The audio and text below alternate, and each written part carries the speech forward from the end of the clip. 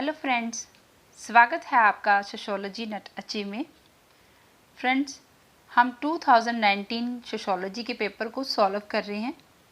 इससे पहले हमने एक पार्ट कर लिया है। अगर आपने वो नहीं देखा, उसको प्लेलिस्ट बनाई है, उसमें देखें। और साथ में अगर आप चैनल पे नए हैं तो चैनल को सब्सक्राइब कर लें और बेल आइकन का बटन भी ज़रूर दबाएं, ताकि जब भी वीडियो अपलोड करूं आपको नोटिफिकेशन मिल जाए। साथ में लाइक ज़रूर करें और अपने फ्रेंड्स के साथ शेयर भी ज़रूर करें। करते हैं स्टार्ट। निम्नलिखित जनजातियों में से कौन सी जनजाति पितृवंशीय है? गारो और खासी, ये दोनों ही जनजातियां मातृवंशी हैं और ये मेघालय की जनजातियां हैं। पितृवंशी जनजाति टोडा। द वर्चुअल कम्युनिटी पुस्तक के लेखक कौन हैं? वर्चुअल कम्युनिटी पुस्तक के लेखक हैं हार्वर्ड रेनगोल्ड। इन्होंने ये पुस्तक 1993 में लिखी। निम्नलिखित में से किसने समय व स्थान को विचार से पूर्व अप्रियोरी के रूप में माना है? विचार से पहले समय और स्थान को महत्व दिया है। ये किसने? इमैनुअल कांट ने। निम्नलिखित में किसने मीडिया की संकल्पना एक सांस्कृतिक उद्योग के रूप में की है? जो मीडिया है उसकी संकल्पना सांस्कृतिक उद्योग के रूप में नव मार्क्सवादी ने की है। नव मार्क्सवादियों में थियोडोर एडोनो और साथ में मैक्स होखहाइमर, ये इन्होंने इस शब्द का यूज़ किया है। सांस्कृतिक उद्योग, कल्चर इंडस्ट्री के रूप में इसका यूज़ किया है। धर्मनिष्ठा की अधिकांश संकल्पनाओं में से कौन सा तत्व समान है? जो धर्मनिष्ठा है, धर्मनिष्ठा मतलब जैसे जो हमारी आस्था होती है, वैसे ही कौन सा शब्द इनके समान है, आस्था के समान है? गौरव ये नहीं, अंधविश्वास, विवेक भी धर्म में यूज नहीं है। विनम्रता, ह्यूमैनिटी, जो कि धर्मनिष्ठा में उसके समान है।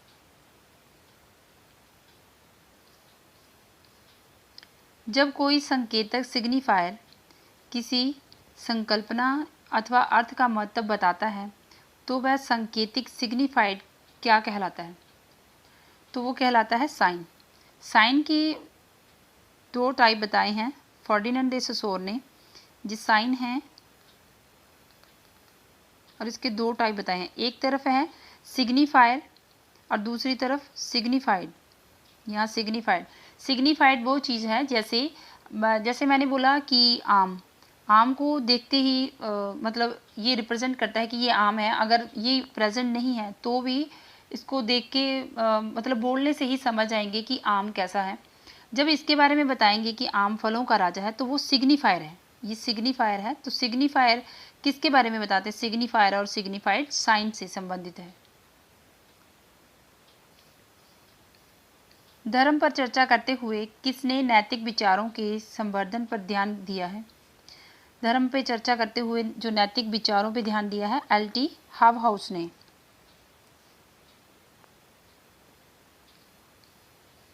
दुर्खाइम के अनुसार धार्मिक अनुष्ठान में महत्वपूर्ण इकाई क्या है? जो हम धार्मिक अनुष्ठान करते हैं, रिचुअल करते हैं, उसमें महत्वपूर्ण क्या है? क्या अनुष्ठानों में हम सबसे मेन क्या करते हैं? रोल तो फीलिंग होती है, लेकिन सबसे ज़्यादा जो सटीक है वो है एक्शन।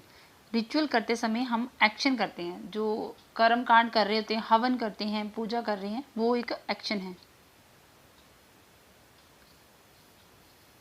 प्रतीक किससे संबंधित हैं?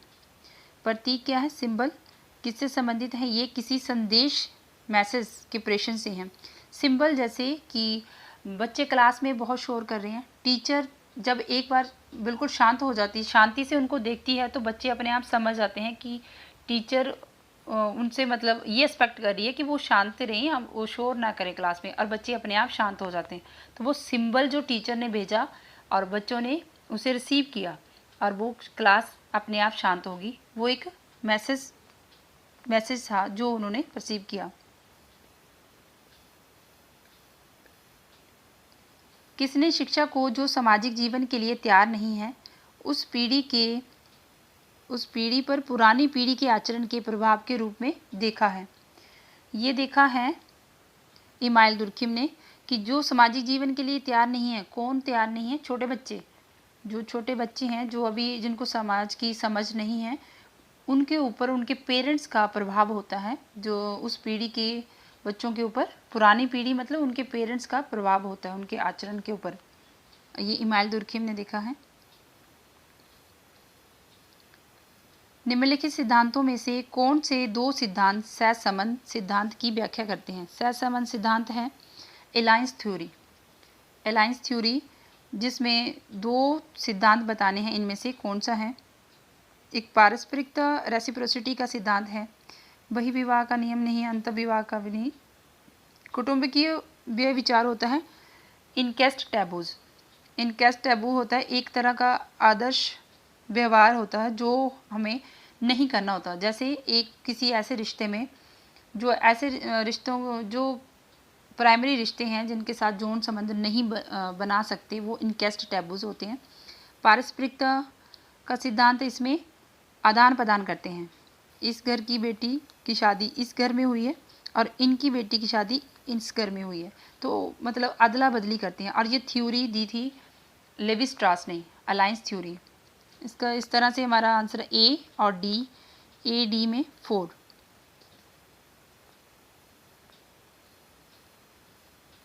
मार्क्स के अनुसार संपत्ति के विकास के चरणों को मोटे तौर पर वर्गीकृत किया जा सकता है। जो मार्क्स ने संपत्ति के जो विकास के चरण हैं उसको क्लासिफाई किया है। सबसे पहले आदिम साम्यवाद आया, तो ये दोनों ही कट जाएंगे, इन दोनों में से आएगा। फिर उसके बाद वर्ग विहीन समाज उन्होंने कब बताया? बाद में, सबसे एंड में आता है वर्ग विहीन समाज। तो हमारा आंसर 4 है, आदिम साम्यवाद, वर्ग विभेदीकरण व असमानता, वर्ग विहीन समाज। कौन से दो मुख्य घटक हैं जो अंकीय विभाजन अंतर को पाटने में सहायता करते हैं? अंकीय विभाजन से मतलब है डिजिटल डिवाइड। डिजिटल डिवाइड को कम करने में सहायता करते हैं। डिजिटल डिवाइड है कि इंटरनेट से इंफॉर्मेशन तक पहुंच होना, मतलब कम होना। इस तरफ जो जनरेशन है, इस तरफ के लोग हैं जो उनके पास इंफॉर्मेशन है, इंटरनेट की सुविधा है, और यहाँ पर इनके पास कंप्यूटर या इंटरनेट नहीं है, उसकी इंफॉर्मेशन नहीं है।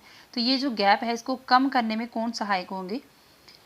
संगणक, कंप्यूटर व इंटरनेट तक पहुँच, ये सही है। संगणक, कंप्यूटर साक्षरता व सूचना, ये दोनों ही सही हैं। मतलब अगर ये सब चीज़ें हो जाएंगी तो डिजिटल डिवाइड कम हो सकता है। तो हमारा आंसर है सी, डी था फर्स्ट।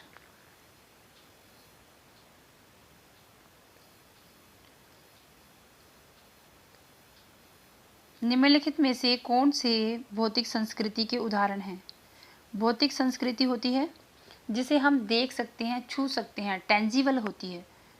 और एक होती है अभौतिक संस्कृति, उसे हमें देख नहीं सकते, फील कर सकते हैं।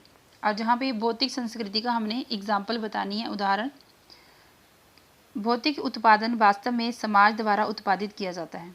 हाँ, जो भौतिक संस्कृति है उसमें जो हम कोई भी वस्तुएं बनाते हैं, जैसे कार, कुर्सी, टेबल, ठीक है, बेड, फर्नीचर, जो भी बनाते हैं वो हमारी क्या है? मानव निर्मित। जो मानव निर्मित होती है वो भौतिक संस्कृति होती है। तो ये सब मानव जो समाज द्वारा उत्पादित की जाती है वो भौतिक संस्कृति है। और जो संस्कृति के पहलू वो जिसको उत्पादन किया जाता है, जैसे हमने जो वस्तुएं बनाई हैं अपने उपयोग के लिए बनाई हैं और उसे हम नियंत्रित करते हैं, अगर हमें उसमें मॉडिफाई करना होगा हम उसको मॉडिफाई भी करते हैं। तो ये मानव निर्मित जो वस्तुएं होती हैं वो भौतिक संस्कृति में आती हैं। ये दोनों ही इसके उदाहरण हैं। ये रिलेटेड ही नहीं है, किसी समुदाय में अभिशासन के साधन, बच्चों का माता पिता के साथ संवाद, ये इससे रिलेटेड नहीं है।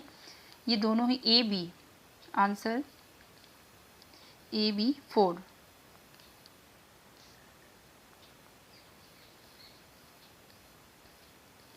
समाजशास्त्रियों व सामाजिक मनोवैज्ञानिक द्वारा भारतीय ग्रामीण समाज के अध्ययन को व्यापक रूप से किस पर केंद्रित किया गया?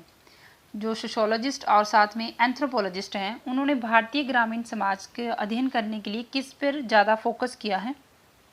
उन्होंने फोकस किया था सबसे ज़्यादा जाति और समुदाय के ऊपर, और ग्रामीण व खेतीहर सामाजिक संरचना के विश्लेषण पे। ठीक है, आंसर है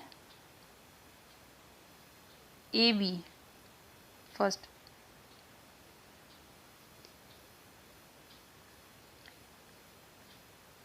भारतीय ग्रामीण समाज के पूर्व में कराए गए अध्ययनों का बृहत आधार समाजशास्त्रियों की किस रुचि से संबंधित था। जो भारतीय ग्रामीण समाज का जब अध्ययन किया गया तो जो सबसे पहले समाजशास्त्री थे उन्होंने स्टार्टिंग में किस पे अध्ययन किया, भारतीय ग्रामीण समाज को वो समझना चाहते थे। जिस समय स्टार्टिंग में अध्ययन करने लगे तो ये सही है। परंपरागत भारतीय ग्रामीण समाज की संरचना का प्रलेखन करना, मतलब जो उनकी परंपराएं हैं उनको सीक्वेंस में लाना, उनको डॉक्यूमेंटेशन करना। तो भारतीय ग्रामीण समाज गतिशीलता तब ये नहीं, परिवर्तन तो बाद में देखने लगे। ठीक है, अंग्रेजों का योगदान ये भी नहीं। आंसर है ए बी फर्स्ट।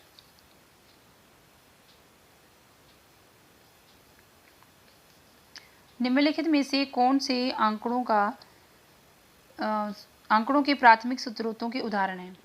जो हम डाटा लेते हैं तो प्राइमरी सोर्सेस कौन से हैं।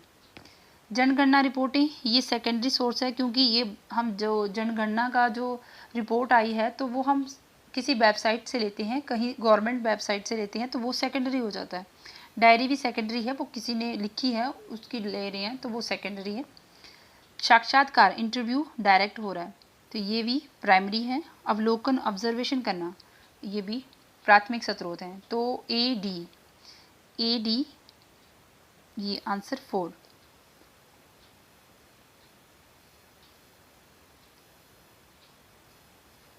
निम्नलिखित में से कौन से सामाजिक अनुसंधान नीति के तत्व हैं, एथिक्स के तत्व हैं अनुसंधान के।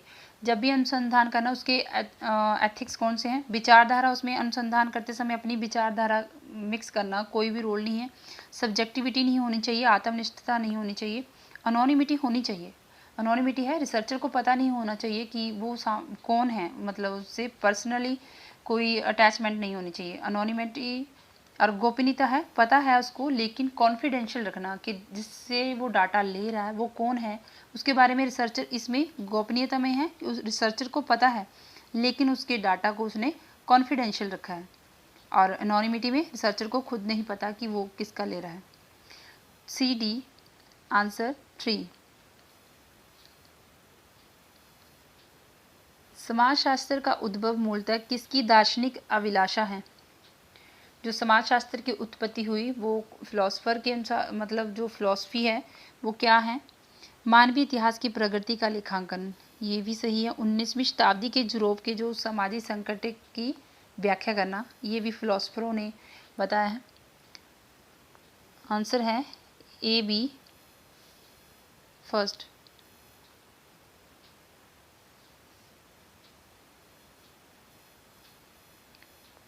निम्नलिखित में से किस महानगर में अधिकतम तथा न्यूनतम अनुसूचित जनजातियों की प्रतिशतता है। जो महानगरों में अधिकतम अनुसूचित जनजाति हैं वो है सी में चेन्नई में और मुंबई में न्यूनतम अनुसूचित जनजाति हैं। आंसर 3।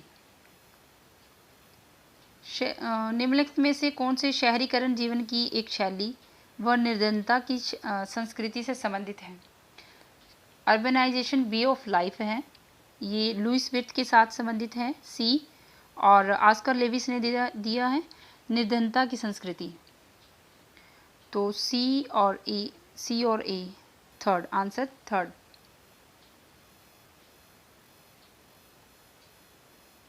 – 2001 और 2011 के जनगणना वर्षों में भारत की जो मलिन बस्तियों की जनसंख्या है इनमें से कौन सी हैं।